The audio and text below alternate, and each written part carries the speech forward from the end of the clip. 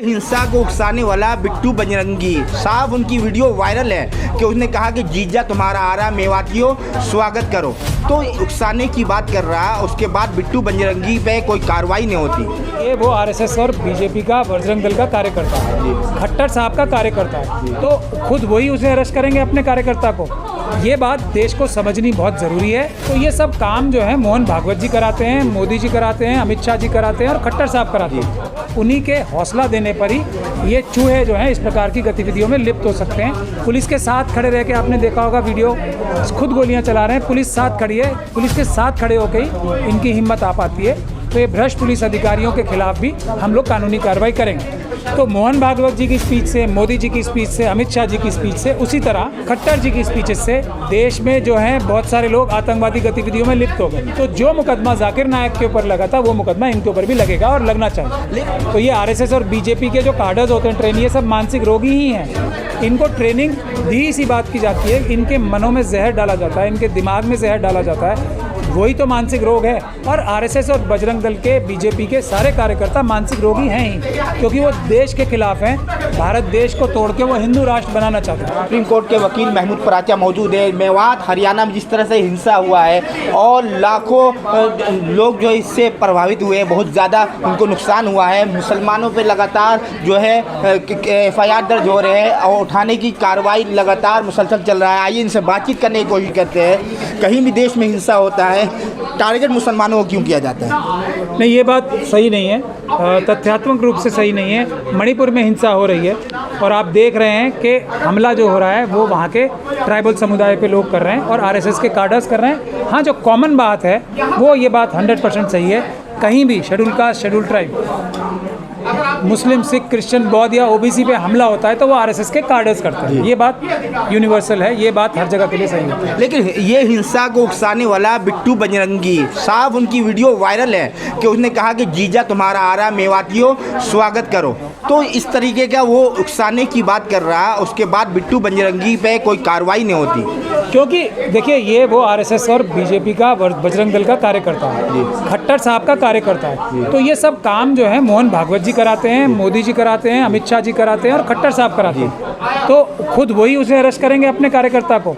ये बात देश को समझनी बहुत ज़रूरी है कि ये चूहे से ज़्यादा किसी की हैसियत नहीं है। जितने भी ये जो अपने आप को कोई बड़े बड़े नाम दे के कोई बहादुर आदमी नहीं बन जाता। जो भ्रष्ट पुलिस के अधिकारी हैं वो इनके साथ होते हैं, वो इनसे बैठ के प्लानिंग करते हैं और वो उन्हीं के हौसला देने पर ही ये चूहे जो हैं इस प्रकार की गतिविधियों में लिप्त हो सकते हैं। पुलिस के साथ खड़े रह के आपने देखा होगा वीडियो, खुद गोलियां चला रहे हैं, पुलिस साथ खड़ी है, पुलिस के साथ खड़े होकर ही इनकी हिम्मत आ पाती है। तो ये भ्रष्ट पुलिस अधिकारियों के खिलाफ भी हम लोग कानूनी कार्रवाई करेंगे। देश में लगातार हिंसा जारी है, मणिपुर जल रहा है, हरियाणा मेवात जल रहा है, लेकिन अगर आरोपी कोई ठहरता है तो मुसलमान। बजरंग दल वाले जितने भी वहाँ पर जो दंगा कर रहे थे, जो भी हिंसा में जो लोग शरीक थे, उन पे कोई FIR नहीं होता।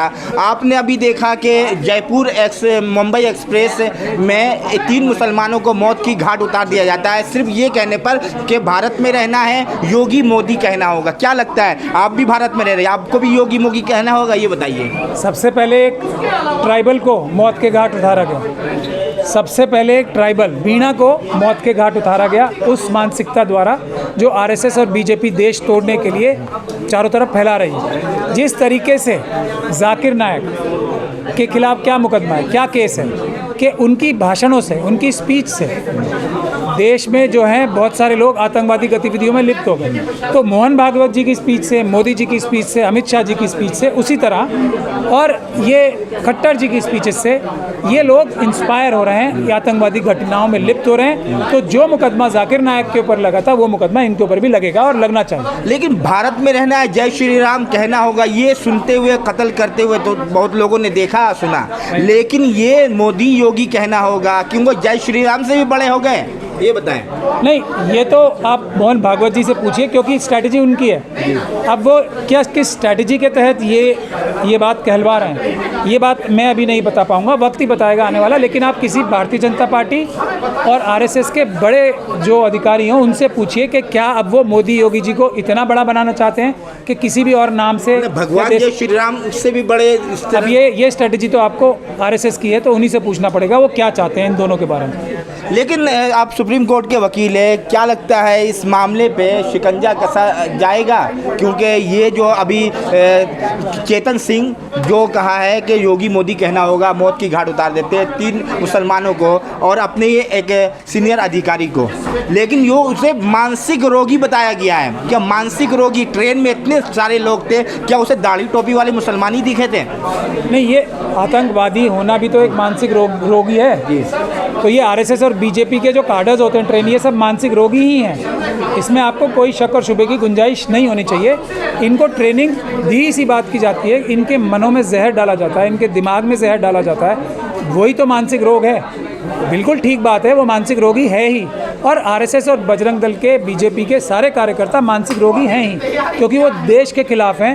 भारत देश को तोड़ के वो हिंदू राष्ट्र बनाना चाहते हैं। वो बिल्कुल मानसिक रूप से बीमार है। टेरर अटैक है ये, जिस तरह जयपुर मुंबई एक्सप्रेस में जो मामला हुआ है, आपको क्या लगता है जो चेतन सिंह है उसको लॉन्ग लाइफ तक सज़ा हो पाएगी? बिल्कुल, यूएपीए का ऑफेंस उस पर बनता है और उसके प्रिंसिपल्स के ऊपर भी, जिन दोनों के नाम लिए हैं उनके खिलाफ भी आतंकवाद का मुकदमा बनता है पूरी तरीके से, और लगाना चाहिए जिस प्रकार से जाकिर नायक के ऊपर लगाया गया।